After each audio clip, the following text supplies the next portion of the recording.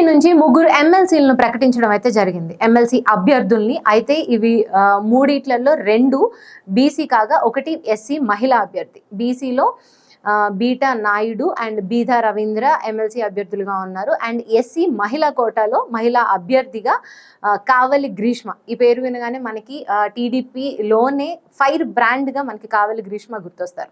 ఎందుకంటే 2014లో టీడీపీ అధికారంలోకి వచ్చినప్పటి నుంచి కావలి గ్రీష్మ టీడీపీ పార్టీ అభ్యర్థిగా ఎంత అంటే ఫైర్ బ్రాండ్గా ఎంతో ఫేమస్ అయ్యారు. దాని తర్వాత 2019లో వైసీపీ అధికారంలో ఉన్నప్పుడు ప్రతిపక్ష పార్టీ నాయకురాలుగా ఉండి కూడా కావలి గ్రీష్మ తన పేరుని ఫైర్ బ్రాండ్ అనే పేరుని అయితే సార్థకం చేసుకున్నారు.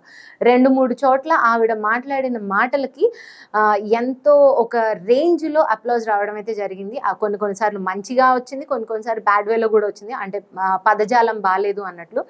అండ్ ఈ కావలి గ్రీష్మకి ఈరోజు ఎమ్మెల్సీ అభ్యర్థిగా ప్రకటించడం, టీడీపీ ప్రకటించడం ఏదైతే ఉందో దాని మీద భిన్న వాదనలు కూడా వినిపిస్తున్నాయి. ఎందుకంటే కావలి గ్రీష్మకి ఒక 3 తరాల రాజకీయ హిస్టరీ ఉంది. వాళ్ళ తాతగారు కొత్తపల్లి పున్నయ్య, ఆయన రిటైర్డ్ న్యాయమూర్తిగా కూడా, హైకోర్టు న్యాయమూర్తిగా కూడా పనిచేశారు. తర్వాత ఎమ్మెల్యే కూడా వర్క్ చేశారు. తర్వాత గ్రీష్మ తల్లి ఎవరైతే ఉన్నారో ప్రతిభా భారతి ఉమ్మడి ఆంధ్రప్రదేశ్ ఉన్నప్పుడు అసెంబ్లీ స్పీకర్గా ఉన్నారు అండ్ మంత్రిగా కూడా ఉన్నారు ఆవిడ. ఇది ఇప్పుడు కావలి గ్రీష్మ 3వ తరం అండ్ తనకు కూడా మంచి ఫైర్ బ్రాండ్ అనే పేరుంది. రాజకీయాల్లో ఏదైతే ఒక ఫైర్ ఉండాలో అది కావలి గ్రీష్మలో కనబడిందనే చెప్పొచ్చు. ఎందుకంటే టీడీపీలో గట్టిగా మాట్లాడిన ఒకానొక స్టేజ్లో, టీడీపీ చప్పగా అయిపోతున్న స్టేజ్లో కావలి గ్రీష్మ తన గొంతుతో కొంచెం నిలబెట్టారనే చెప్పాలి. అంటే పార్టీని మొత్తాన్ని కాకపోయినా కొంచెం జనాల్లో ఎంగేజ్ చేశారనే చెప్పాలి. అలాంటి కావలి గ్రీష్మకి ఆల్రెడీ 2024లో టీడీపీ అధికారంలోకి వచ్చినప్పుడు ఒక నామినేటెడ్ పోస్ట్ని అయితే ఇవ్వడం జరిగింది. రాష్ట్ర మహిళా ఆర్థిక సంస్థ చైర్మన్గా ఇచ్చారు. అలాంటి నామినేటెడ్ పోస్ట్ ఇచ్చిన తర్వాత కూడా మళ్ళీ ఇప్పుడు ఎమ్మెల్సీ అభ్యర్థిగా కూడా ప్రకటించింది టీడీపీ. దీనివల్ల అంటే కొంతమంది సీనియర్ నాయకులు ఎవరైతే ఉన్నారో ఎమ్మెల్సీ సీటు మాకు వస్తుంది అని ఎవరైతే ఆశపడ్డారో వాళ్ళకైతే నిరాశ ఎదురైంది. అలాంటి వాళ్ళు కొంచెం అసహనం వ్యక్తం చేస్తుండడంతో టీడీపీ నాయకులు కూడా వాళ్ళతో మంతనాలు అయితే జరుపుతున్నారు. అండ్ నెక్స్ట్ టైం ఎటువంటి ఇలాంటివి ఏమన్నా ఉన్నా కూడా మీకు కంపల్సరీ మీకు ఛాన్స్ ఇవ్వడం అయితే జరుగుతుందని చెప్తున్నారు. అండ్ కావలి గ్రీష్మకి నామినేటెడ్ పదవి ఉండి కూడా ఇప్పుడు ఎమ్మెల్సీ రావడం మీదైతే వాళ్ళు తీవ్ర స్థాయిలోనే అసహనం వ్యక్తం చేస్తున్నారు.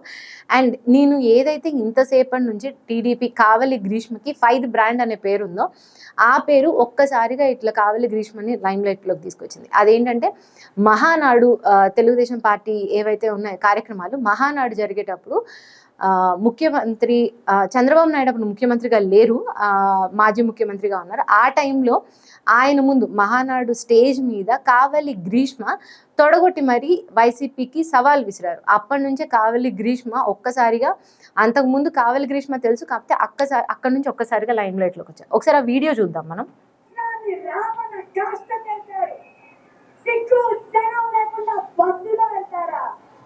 బస్సులో నుంచి ఈడ్చి తన్నకపోతే తెలుగు దేశం గడ్డలో పుట్టిన వాళ్ళు అంటారు. మీరే మాకు ఉండ, మీరే మాకు ధైర్యం, మీరే మాకు స్ఫూర్తి. కావలి గ్రీష్మ ఏదైతే ఆ రోజు మహానాడులో తొడగొట్టి ఒక సవాల్ విసరడంతో ఆ వీడియో ఇప్పుడు మొత్తం సోషల్ మీడియాలో మళ్ళీ ట్రెండ్ అవుతుంది. అంటే ఇలాంటి ఫైర్ బ్రాండ్గా, ఇలా గట్టి మాట తీరు ఉన్న మనిషిగా కావలి గ్రీష్మ ఉన్నారు. అందుకే ఆమెని ఎమ్మెల్సీ పదవి వరించింది అని టీడీపీలో తనకు అనుకూలంగా ఉండే వర్గం మాట్లాడుతుంటే, ఎందుకు నామినేటెడ్ పోస్ట్ ఉన్నా కూడా మళ్ళీ ఎమ్మెల్సీ పదవి ఇచ్చారు అనేది ఒక చర్చ జరుగుతుంది. చూడాలి మరి ఏమవుతుందో.